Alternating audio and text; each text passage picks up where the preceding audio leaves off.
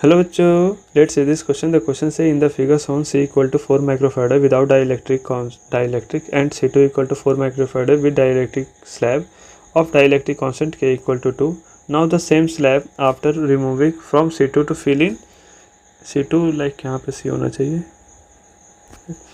Then match out the following column 1 and column 2 and our options are option A A2 B1 C1 D1, option B A2 B3 C1 D1, option C A1 B1 C2 D3 and option D A2 B1 C2 D4. So the key concept used here is like dielectric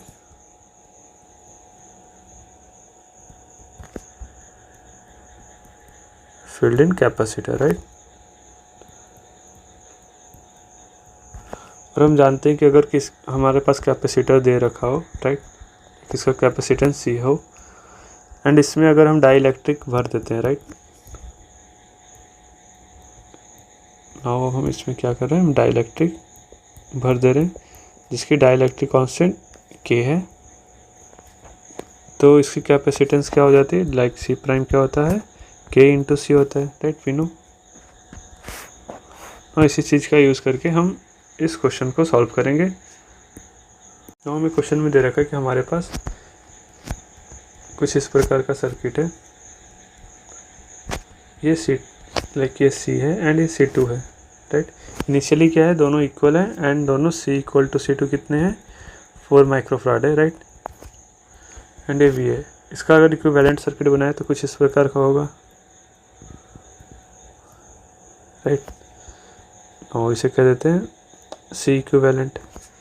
so C equivalent की value क्या होगी, initially C equivalent हम लिख सकते हैं C2C upon C1 C2 plus C. से यहाँ से आ जाएगा डेट इज 2 माइक्रोफराड है, राइट, क्योंकि दोनों की वैल्यू कितनी है, 4 है, राइट. नाउ अब क्या हो रहा है कि अब जो डाइलेक्ट्रिक इस C2 में भरा हुआ था वो निकाल कर C में हम भर देते हैं, राइट.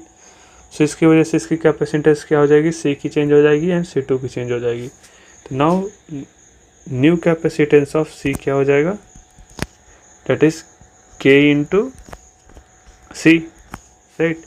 इसे हम C प्राइम से डिनोट कर देते हैं, तो ये हो जाएगा 2 इंटू 4 डेट इज 8 माइक्रोफराड है, right.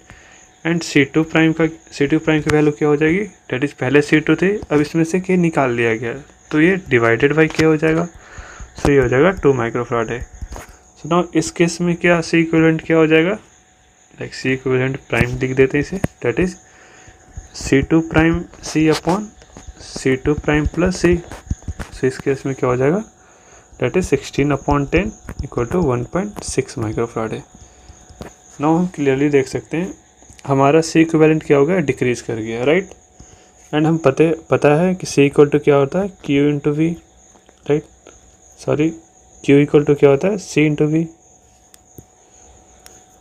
Q equal to C into V. तो Q हमारा डायरेक्टली C पे डिपेंड कर रहा है एंड V हमारा क्या है, कांस्टेंट है, क्योंकि across the terminal voltage change नहीं हो रहा है, राइट. तो हमारा वोल्टेज क्या होगा, कांस्टेंट होगा, तो C डिक्रीज करेगा, Q भी डिक्रीज करेगा. सो सेकेंड केस में क्या हुआ, लाइक इस केस में क्या हुआ, जब इसे हम यहाँ से C2 से निकाल कर C में फिल कर रहे हैं तो हमारा C इक्विवेलेंट घट रहा है, तो Q भी क्या होगा, लाइक Q भी डिक्रीज करेगा. तो now Q prime is less than Q, right. And we know अगर कैपेसिटर C लाइक सीरीज में कनेक्टेड हो तो दोनों पे चार्ज क्या होता है, सेम होता है, राइट. अगर यहाँ पे प्लस Q है, माइनस Q है, तो यहाँ पे plus Q and minus Q होगा, राइट. कुछ इस प्रकार से रहता है, सेम ही चार्ज रहता है दोनों में. सो हम कह सकते हैं कि लाइक इक्विवेलेंट का डिक्रीज हुआ तो C2 का भी क्या होगा, डिक्रीज होगा. सो हम कह सकते हैं A का किसके साथ मैच कर रहा है, that is will decrease second के साथ, राइट. नाउ B क्या है, energy store in C2. We know E equal to क्या होता है, Q square upon C, right.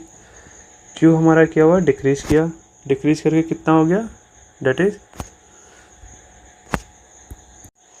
Q क्या हो जाएगा, Q इक्वल टू हो जाएगा लाइक ये इनिशियली हो, अगर हम की EI लिखें तो Q square upon C, right. और हमें पता है इनिशियली Q क्या था, that is C into V। C क्या था, लाइक इनिशियली हमारा C इक्विवेलेंट 2 था, राइट। तो ये 2 भी था।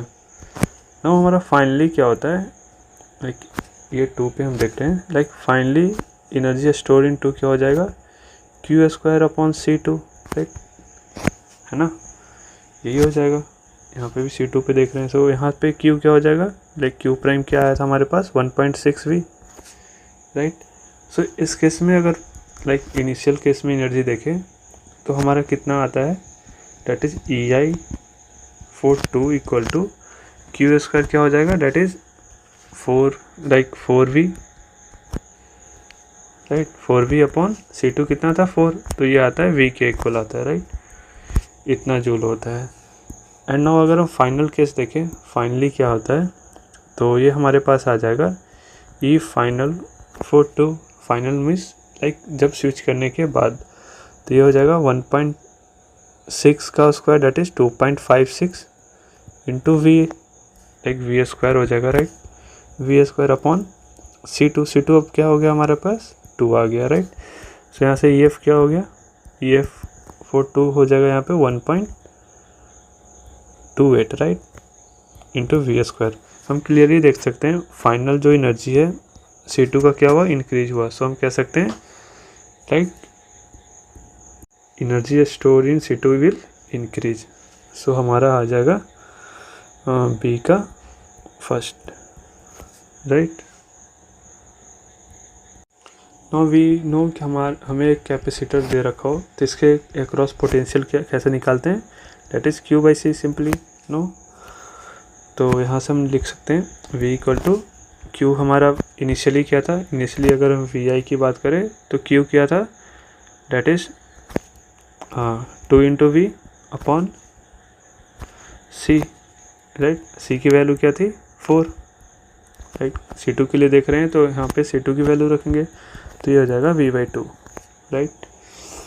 नाउ फाइनली क्या हुआ, फाइनली फॉर 2 के लिए हम क्या लिख सकते हैं, this is not a square, this is for 2, right. लिखने का मतलब इसे ऐसे लिख रहे हैं हम।